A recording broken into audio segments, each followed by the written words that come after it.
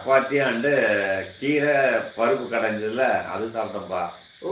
ஸ்ரீமா என்ன கேட்குறாங்கன்னா, உங்களுடைய ஃபேவரைட் எல்லாம் கேட்டுட்டு இருக்காங்களா, அது சொல்றாங்க. Daddy favourite you tell me one by one mummy mummy அப்படின்றாங்க.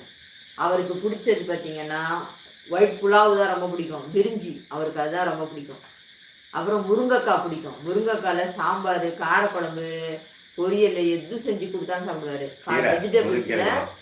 முருங்கைக்கீரை ரொம்ப பிடிக்கும். வெஜிடபிள்ஸில் நூக்கல் பிடிக்கும், கொத்தவரங்காய் பிடிக்கும், பீன்ஸ் பிடிக்கும்.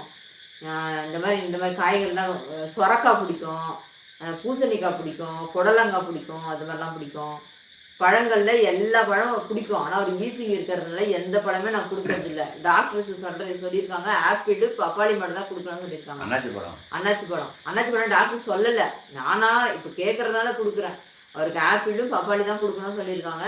நமக்கு ஆப்பிள்லாம் வாங்க முடியாது. பப்பாளி பழம் நம்ம வீட்டு செடியில் வரும், அது சாப்பிடுவார். எதாவதுனா டக்குன்னு அவர் தான் கட் பண்ணி கொடுத்துருவேன். இல்லைன்னா பாப்பா கொஞ்சம் சாப்பிடுவாங்க.